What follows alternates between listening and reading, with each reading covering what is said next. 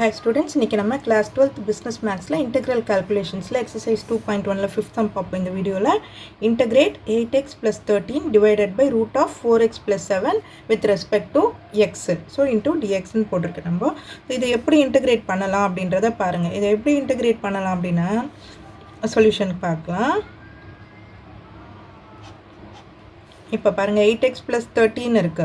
இப்போ இதுல இருந்து காமனா ஏதாவது எடுக்க முடியுமானா முடியாது. இங்க 14 பண்ணேன்னா நான் வந்து இங்க வந்து 2 காமனா வெளியில எடுத்துட்டா 4x plus 7 ன்னு வரும். கீழ இருக்குறது வரும். சோ கேன்சல் பண்றதுக்கு ஈஸியா இருக்கும்.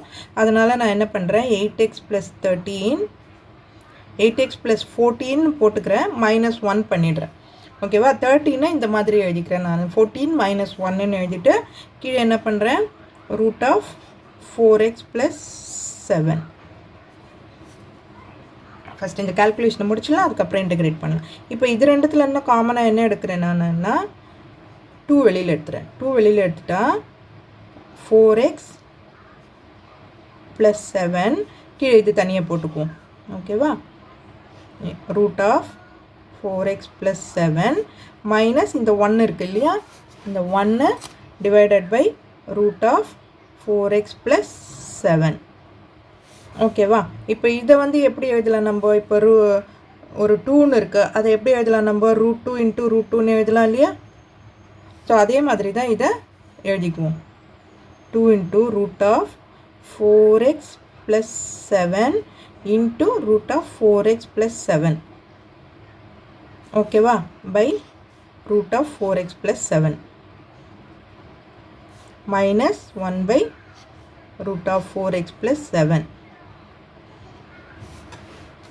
இது ஒன்னு கேன்சல் பண்ணிடலாமா இப்போ இத வந்து எப்படி எழுதுறேன்னா 2 * 4x plus 7 ரூட்ல இருக்கு இல்லையா அத பவர் ஆஃப் ன்னு எழுதிடலாமா நம்ம பவர் ஆஃப் இன்டகிரேஷன் போட்டுக்குவோம் into dx minus இது 4x plus 7 இதுவும் ரூட்ல இருக்கு ஆனா நான் மேலே கொண்டு வரேன் அதனால மைனஸ் ஆஃப் ன்னு போட்டுக்குவோம் இதுவும் இன்டகிரேஷன் into dx சோ இப்போ ஈஸியா இன்டகிரேட் பண்ணிடலாமா பவர்ல இருக்கு 2 கான்ஸ்டன்ட் அதனால அதை அப்படியே வச்சிட்டீங்கன்னா இத இன்டகிரேட் பண்ணும்போது என்ன ஆகும் half அதாவது 4x plus 7 divided by இது என்ன ஆகும் half plus 1 ன்னு வரும் இல்லையா n plus 1 அப்போ 3/2 ன்னு வரும் 2 plus 1 3/2 சாரி 3/2 by 3/2 ன்னு வரும்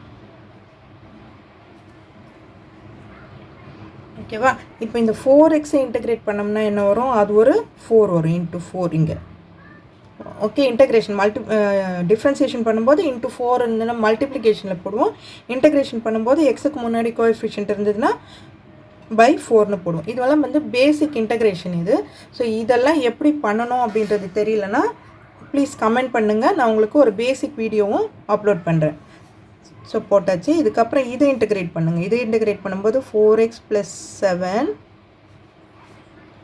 minus of plus 1 minus of plus 1 minus of plus 1 அப்போ 2 minus 1 plus 2 minus 1 plus 2 னா half ன்னு வந்துரும் இல்லையா divided by அதே மாதிரி இங்கேயும் 4 ன்னு வந்துரும் plus c இப்போ இத வந்து சிம்பிளிஃபை பண்ணலாம் இப்போ 2 இது நாகோ மேலே போய்டும் 2 * 2 by 3 4x plus 7 to the whole power 3/2 இங்க minus 4x plus 7 by 4 plus c ஓகேவா இப்போ இங்க ஒரு 4 இருக்கு கீழ இல்லையா சோ இந்த 4 உம் இந்த 2 கேன்சல் ஆயிடும் சோ பேலன்ஸ் இருக்குது என்ன நமக்கு 4x plus 7